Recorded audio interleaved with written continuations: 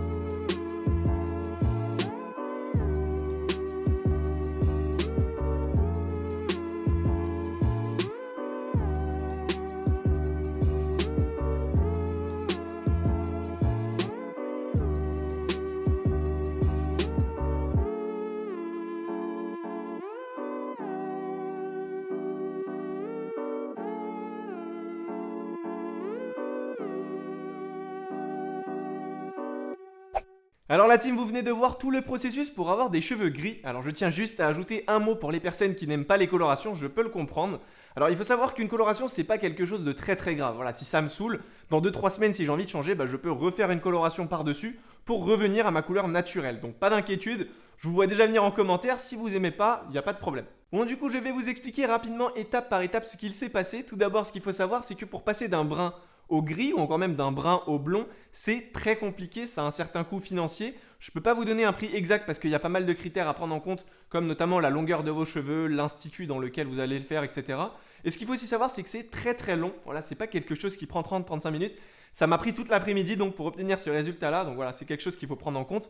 Et il y a aussi l'entretien, c'est très compliqué à entretenir. Ça abîme beaucoup les cheveux. Donc il faut tout le temps les hydrater. Il faut utiliser des produits qui sont adaptés, on va dire, à la coloration. Donc il y a le shampoing, l'après-shampoing, des crèmes, etc. Pour en venir maintenant à ma coloration, on commence par la première étape qui est la décoloration. Elle est faite uniquement en fait sur mes cheveux du dessus. de la racine jusqu'aux pointes, puis ensuite on m'a posé du cellophane pour garder la chaleur qu'on a laissé reposer environ 50 minutes. Ensuite on passe à la deuxième étape, ça concerne le lavage et le rinçage des cheveux. Et ensuite on a directement rattaqué par une décoloration, donc c'était la deuxième. Ce qu'il faut savoir c'est que suite à la première, mes cheveux n'étaient pas assez clairs, donc du coup on s'est dit il faut en refaire une autre pour avoir les cheveux plus clairs et pour attaquer après la coloration grise.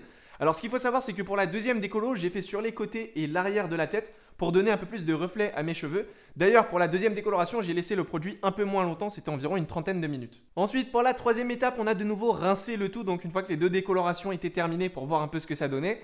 Et ensuite on a directement commencé la coloration grise. Alors ce qu'il faut savoir c'est que ce produit en question, donc pour la coloration grise, est resté un peu moins longtemps que les deux précédents sur mes cheveux. Je les ai laissés environ une vingtaine de minutes. Puis on a rincé le tout. Vient ensuite la prochaine étape, c'est la deuxième coloration. La première n'était pas ouf, on va dire, en termes de résultats. Du coup, on en a fait une deuxième et là, ça rendait quand même nettement mieux. Vient ensuite la prochaine étape, c'est très simple, on me les a rincés, on a séché le tout pour voir la couleur. Et après, on a attaqué la dernière coloration qui était cette fois-ci de couleur noire pour les racines. Le but ici, c'était de donner un peu de profondeur à mes cheveux. Et enfin, on a terminé avec la dernière étape qui était la meilleure. C'était tout simplement le soin, c'était un soin classique. Et c'est à peu près tout. Du coup, actuellement, mes cheveux sont comme ça, comme on peut le voir sur la photo. Sur le dessus, bien évidemment. Et ce que j'aime le plus, c'est que quand je les coiffe en fait avec du volume, on voit pas trop la coloration, donc c'est cool. Mais par contre, quand je laisse tomber des petites mèches, comme vous pouvez le voir ici, bah là, franchement, ça donne un sacré résultat. Ce que vous devez savoir, c'est que la coloration, c'est quelque chose d'assez compliqué en soi. C'est difficile d'avoir exactement la couleur qu'on veut et c'est très compliqué de la garder. Donc si vous voulez vous faire une petite folie pour cet été, réfléchissez bien avant de vous lancer. Évidemment la team, je vous conseille de faire votre décoloration dans un salon compétent. Pour ma part, je l'ai fait au salon Crémer à Paris dans le 17e arrondissement. Je vous mets leurs coordonnées en barre d'infos si ça vous intéresse.